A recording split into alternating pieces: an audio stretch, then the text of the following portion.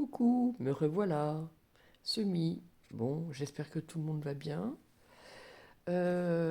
Aujourd'hui, on va parler un tout petit peu de la Lune qui arrive demain. Alors, après la Lune de janvier, la Lune de loup, la Lune de février, la Lune de neige, ce mois-ci, le mois de mars, c'est la Lune de verre. Alors, VER. Le ver, le ver qui se fait manger par les rouges-gorges, par les fermiers, par le printemps. Voilà. C'est pour cela qu'on a appelé la lune de Mars, la lune de verre. La prochaine, ça sera la lune d'avril et ça sera la lune de rose, mais nous en reparlerons. Donc là, fêtons la lune de verre. La lune de verre, donc il ne faut pas oublier les pierres que nous avons pour mettre dans une petite coupelle, de nettoyer votre lieu, de nettoyer votre appartement ou maison, car c'est le printemps qui arrive, de jeter ou de donner plutôt les affaires où on veut se débarrasser, et ça va servir à d'autres personnes. Euh, Faire des bonnes actions, voilà, vraiment des bonnes actions, hein. Alors, ensuite, j'ai un petit livre,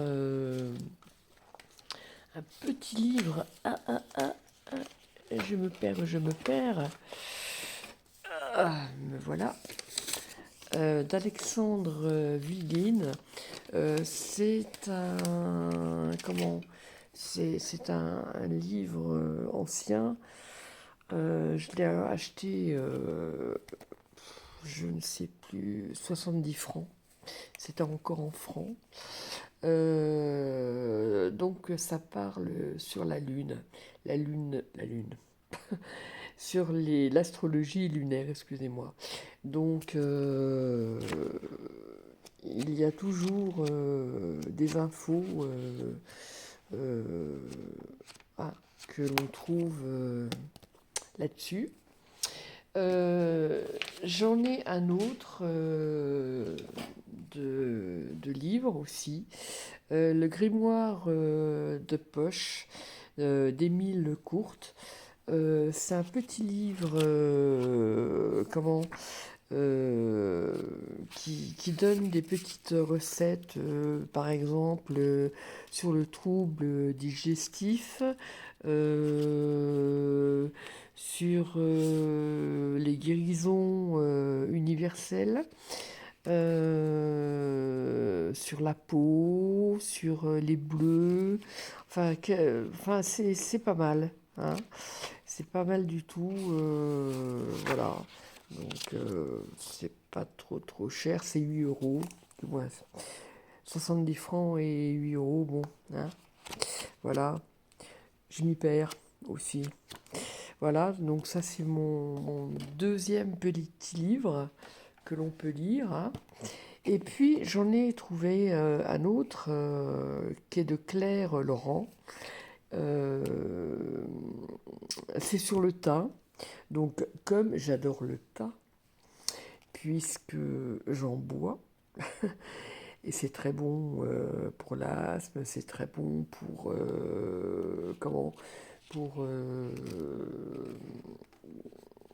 les sirops contre la toux, les infusions, les protocoles de massage, puisque je suis dans l'Ayurveda, excusez-moi, ou l'Ayurvédique, et que j'utilise beaucoup de thym et beaucoup de romarin aussi, beaucoup de sauge. Bon, enfin, on, on étudiera la prochaine fois. Donc, vous pouvez le prendre, il est facile à lire. Voilà, voilà, voilà. Et puis, euh, je le marquerai dans le descriptif aussi, c'est ce que me disaient mes ancêtres. Donc, je donne comment, de trois conseils que je m'applique. Après, vous en faites ce que vous voulez, mais je vous le donne comme ça. Deux, trois, hein. Lave-toi les mains avec de l'eau et du sel. On ne dit pas pourquoi, hein. Si, c'est pour éliminer les énergies négatives. Disperser de la cannelle moulue dans les quatre coins de la maison. Cela t'évitera les disputes. Place tes chaussures à l'envers, en forme de croix, avant de te coucher. Tu passeras une nuit sans cauchemar. Mets un miroir à l'entrée pour éloigner les mauvaises énergies. Et tu te... Excusez-moi. Et tu te changes... Oh, excusez-moi. J'arrive plus à dire. Pour éloigner les mauvaises énergies, si tu te sens... Excusez-moi. Il faut que je change de lunettes. Si tu te sens chargé, fatigué. Et B, je sais plus dire. Place tes pierres d'aluminium sous ton lit. Toute l'énergie sombre ou négative pendant ton sommeil sera nettoyée. C'est comment, quelques conseils. Voilà. On se passe de ça, de ça, de ça et de ça. D'ancêtres. Et voilà. À mes amis aussi, puis je vous fais part. Bon, je vous souhaite une bonne nuit, un bon sommeil, de beaux rêves. Pensez à faire votre chèque d'abondance. Faites brûler de l'encens. Un jour, je vous montrerai, on fera ensemble des encens. Et voilà. Et dans le mois, je vous recontacterai. Voilà. Je vous souhaite une bonne nuit, encore une fois, et bonne lune de verre. Ciao, bye bye.